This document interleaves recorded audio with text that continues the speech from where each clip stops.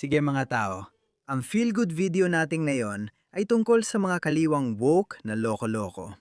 Hindi lang sila nauubusan ng mga linyang pampulitika, pati utak nila nawawala.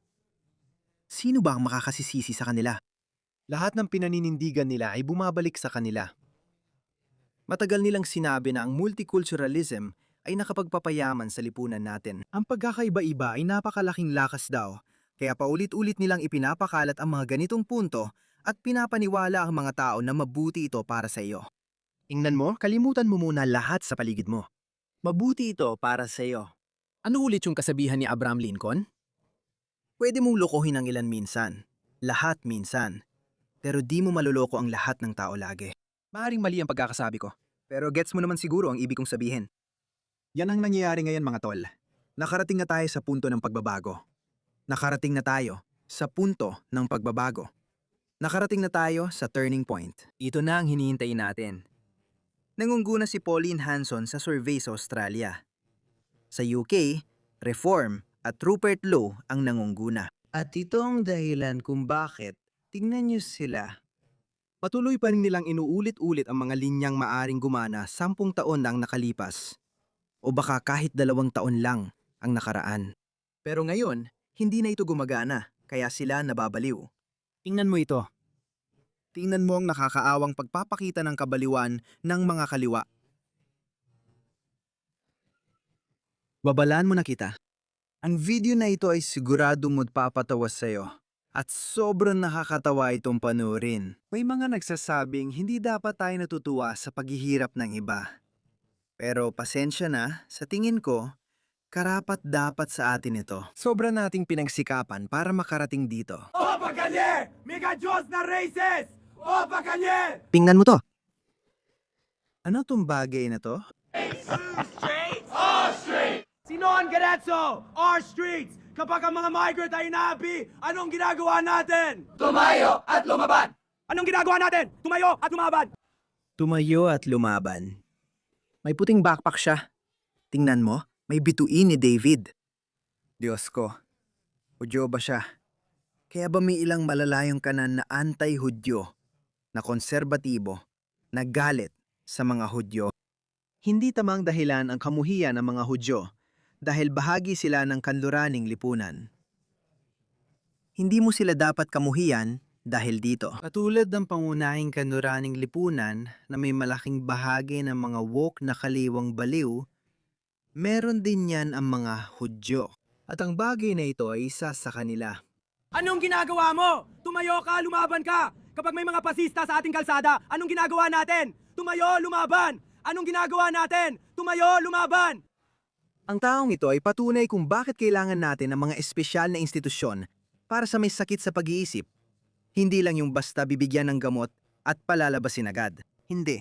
Yung mga lumang mental asylum center kung saan pwede kang ikulong. Dapat ikulong ang taong ito. Pasensya na, hindi normal ang taong ito. Anong ginagawa natin? Tumayo at lumaban! Kapag may Nazi sa kalsada, anong gagawin natin? Tumayo, lumaban! Tingnan mo silang lahat. Sa tingin ko, gusto lang talaga nila yung pagiging sentro ng atensyon. Kasi lahat ng mata nakatingin sa kanila. Lahat ng kamera nakatutok sa kanila. Interesado ang mga tao kung anong sasabihin nila. Ito na yon. Sa tingin ko, panawagan ito. Isa itong sigaw ng tulong. Tingnan mo siya. At palagi nilang daladala ang pareho mga placard. Pare-pareho ang font, pareho ang kulay. May siguradong kumokontrol sa kanila. Pero kung titignan mo ang bilang nila, palaging nababawasan.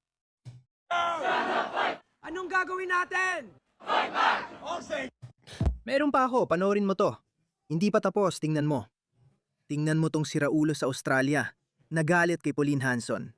Pero okay lang naman. Pwede naman siyang mainis sa kanya. Pero nagbibigay lang ito sa atin ng kaunting ideya sa takbo ng isip nila. Kamatayan sa Australia! Kamatayan sa bansa ko! Kamatayan sa bansang ito! Kahihiyan! Kahihiyan, Pauline! Kahihiyan! Alam ba talaga ng mga tangga na to kung ano ang ibig sabihin ng kamatayan sa Australia? Kung mamatay ang Australia, siya ay pupugutan, re-rapin at pagpuputol-putulin sa mga kalsada. Iyan ang nangyayari kapag kumalat ang anarkiya. Iyan ang nangyayari kapag bumagsak ang mga lipunan. Kapag walang batas at kaayusan. Kapag walang mga pagpapahalaga na gumagabay sa ating mga lipunan, Ako ay isang pasistang hari! Whee! tingnan mo itong maliit na isang ito. Diyos ko, Leeds, pangunahing kalaban, at mamamahayag na parang kanaryo, mamamahayag, Shabnam Shabir, isang Muslim na tama lang na pinakialaman ng Met. Oh, sa wakas, may ginawa ring tama ang Met. Tigilan mo na silang pulitik! Damida ka! Marantado ka!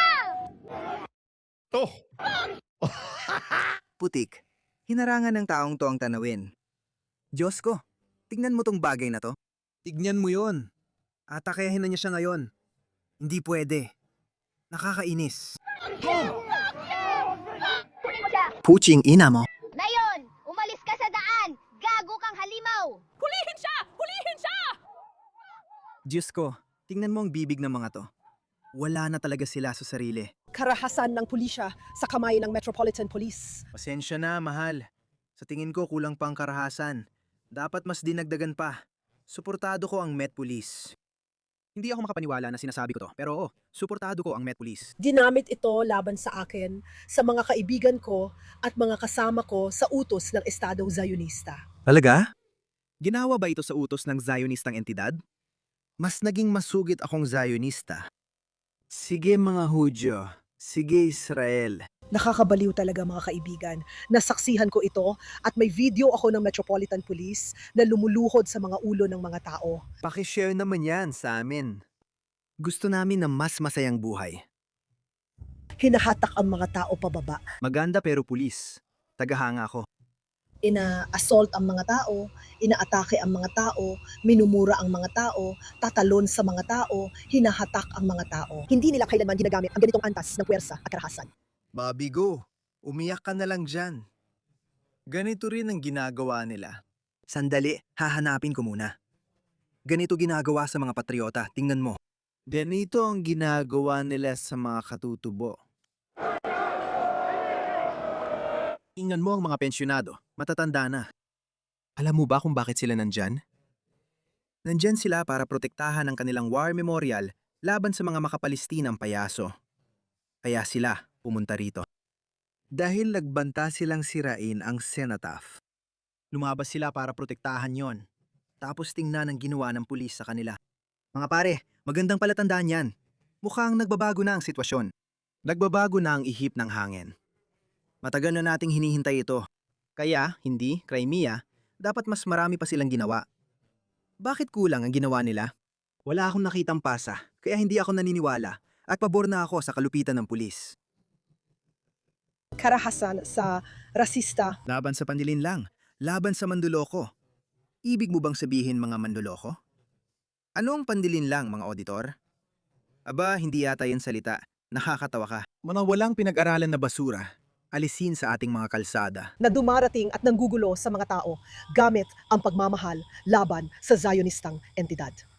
Kailanman, hindi kailanman, Huwag na huwag, kailanman, ketin ang antas na yon sa mga dumarating at nanggugulo sa mga tao laban mahal ko, laban sa pangkakakilanlan ng lipunan noon at sa mga nagsasabing tama na hindi sa aming pangalan. At ito, mga ginang at gino, ay ang Britanya ng 2026. Maganda. Iyan ang uri ng Britanya na gusto nating tirahan. Iyan ang uri ng Britanya na kailangan nating magkaroon. Dapat ganyan ang bawat bansa sa kanluran, kahit hindi naman talaga. Dapat bigyan ng kredito kung nararapat. Pero kailangan ko ring maging mas critical sa Met Police. Dapat mas ginamitan nila ng lakas. Ito na ang naging tayo. Isa itong napakagulong palabas at sawa na ako. Patalsikin ng babaeng ito. Putangin na! Diyos ko. Tingnan mo. Tingnan ang kalagayan ng mga pulis. Nasaan ang gamit para sa riot? Nasaan ang mga aso, kabayo at batuta para sa riot? Nasaan sila? Grabe naman. Grabe, Diyos ko. Sorry, hinaan ko volume. Tignan mo siya. Tingnan mo ang tanga na to. Ang tanga naman. Sobrang mga tangga. Gusto ko to. Kunin mo siya.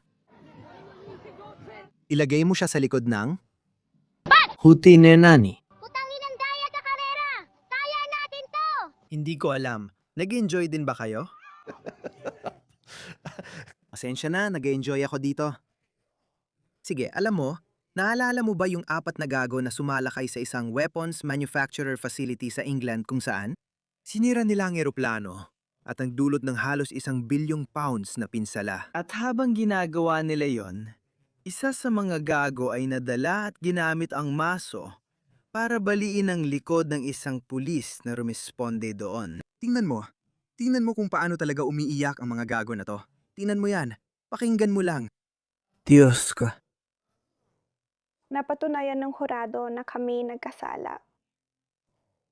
Napatunayan ng hurado ang aming pagkakasala. Hindi pa rin matanggap ng mga taong ito na bawal kang pumasok ng ilegal sa anumang pasilidad at magdulot ng pinsalang nagkakahalaga ng $1 bilyong. Hindi talaga nila maintindihan ito. Sina Mehdi Hasan, Zach Polanski, at lahat ng mga woke na politiko o aktivistang Islamist o mula sa dulong kaliwa. Sinasabi nila, paano raw mapaparusahan ng mga tao dahil lang sa pagtutol sa isang genocide? Tingnan mo ito. Ng kriminal na pinsala. Ngunit ang 4 na nakakulong ay hahatulan bilang mga terorista. Malapit na siyang umiyak. Hindi niya kayang intindihin. Ang katotohanan, hindi mo basta-basta mapasok ang mga secure na pasilidad. Parang papasok ako sa isang gasolinahan o bangko o anumang konektado sa Israel at sasabihin ko, "Hey, tumututol ako sa genocide." Bakit ako inaaresto? Tumututol ako sa genocide. Parang kumasok ako sa mosque at sinabing tutol ako sa genocide ng mga Muslim sa iba't ibang bansa. Hindi ganun ang sistema, mga tanga. Nakapagpalaki tayo ng isang buong henerasyon ng mga tanga. Malaman. Ibig ko sabihin, hindi kami pinayag ang banggitin ang mga salitang genocide at ethnic cleansing. Sa totoo lang, hindi ko alam kung paano ko sasabihin yon. Pero oo, kasi hindi mo pwedeng sabihin ang kahit anong gusto ng puso mo. Hindi kami pinayag ang magpaliwanag o bigyang katwiran ang ginawa namin. Hindi rin alam ng hurado na may depensa pala. Walang kaalam-alam ang hurado. Alam nilang alam ng hurado ang ginagawa mo. Wala na yun sa option at hindi nila alam na hahatulan kaming terorista. Ayos, mabuti. Matagal nang wala sila. Pero hindi lang yon, mga pare. Tingnan nyo to. Tingnan nyo kung gaano sila katangga. Panoorin nyo lang ang video na to. Mahal ko talaga ang mga to. Panoorin nyo lang to. Nakakatawa talaga. Sa tingin mo ba may gender fluid na Hamas? Siyempre, Nasa lahat ng dako ang mga tao. Ako ay isang queer para kay Kristiyano. Pero ito ay pwedeng parusahan ng mga bakla para sa Gaza. parusang kamatayan ng pagiging queer sa Palestina. Ano masasabi mo tungkol dito? Sana hindi totoo yan. Pero halimbawa, magbabago ba yon ng pananaw mo kahit papaano? Wala akong pakialam. Kaya hindi ako nababahala. Wala akong pakialam kung ako o ang iba ay inuusig o itinatapon mula sa bubong. Nagdurusa ako dahil sa sarili kong pagpapakitang tao at pagmamataas. Ganun lang. Wala akong pakialam kung pinapatay nila ang ibang tao. Pero sisigaw pa rin ako ng kalayaan. Hindi natin pwedeng sabihin yan. Krimen daw yan sa Australia ayon sa kanila. Ganun pala, yung tinutulungan mo, baka ikaw pang mapahamak. Hindi naman. O Medyo mainit, kinky, joke lang. Joke lang. Oh, Literal na namumula siya. Nagbibiro lang siya at nagpapanggap na bakla. At oo, inilalantad lang niya ang katangahan ng mga tanga na to. Mga pare, paano nangyari yon? Alam mo yon, parang dating Muslim ako, oo. Kaya may mga nagsasabi na palagi akong may kinikilingan laban sa Islam. At ako naman, oo, hello. Gusto akong patayin ng buong ideolohiyang to. Dahil hindi ako naniniwala sa ideya nila kung paano nabuo ang universo. Oo, may pagkiling ako laban sa Islam. Isa itong nakakaawang, makaluma at barbarikong ideolohiya dahil gusto nitong patayin ako. Bakit ko gugustuhin na magkaroon ng impluensya ang Islamiko, ang kahit anong lipunan, kung direktang nakakasama ito sa aking kaligtasan at kapakanan? Bakit hindi ganito mag-isip ang mga tanga na to? Parang oo, mga manok para sa KFC. Seryoso, wala nang mas magandang halimbawa. Parang mga manok para sa KFC. Mga manok na nagpuprotesta para sa karapatan ng KFC nakatayin ng mga manok. single ka, oo. Pwede kita makita sa Grindr, oo. Meron pang iba, oo. Gusto kong ipatugtog ang video na ito, kaya tingnan mo. Isa sa 4 na nasintensyahan sa pagpasok sa secured na pasilidad ay isang Muslim. At itong babaeng Muslim na ito ay nanay niya. Pakinggan mo ang mga tanga na ito. Sa totoo lang, Muslim siya, kaya hindi ko siya masyadong sinisisi. Sa tingin ko, may dahilan ng mga Muslim na suportahan ang Palestine. Pero hindi ko talaga maintindihan ang mga taong ito. Siya, ano bang gagawin ng Hamas sa kanya? Ayos lang siya. Ayos lang siya. Iba ang mga pinapahalagahan nila. Sige. Iba kasi silang mag-isip. Pero itong mga tanga na to. Kung may terorismo para iligtas ang buhay. Kung ganon, hayaan na. Oh,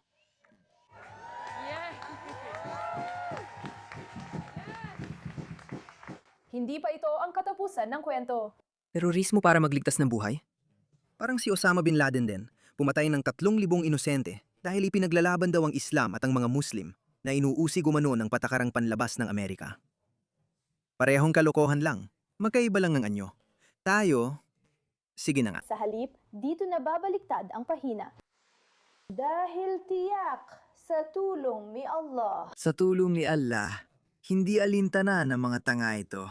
Ang mga Muslim ay hindi itinatago ang kanilang Islamismo sa pagpapalaganap ng kanilang mga ideya, politikal na layunin o ambisyon.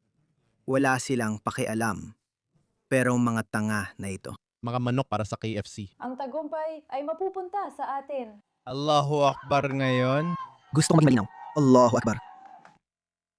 Kung nilalabanan mo ang genocide, bakit mo kailangan sumigaw ng relihiyosong slogan? Bakit mo binanggit ang relihiyon mo? Hindi ito tungkol sa settler colonialism laban sa katutubo. Walang kinalaman dito yon. Galit lang ang mga Muslim sa mga Hudyo. Judaismo, mga Hudyo.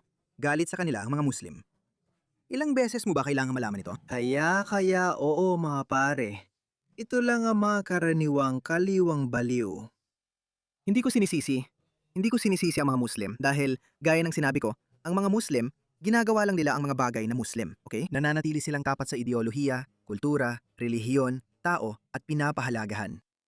Pero itong mga woke na baliw na makakaliwa. Gusto kong ipatapon silang lahat sa Gaza at Afghanistan. Doon na lang kayo tumira.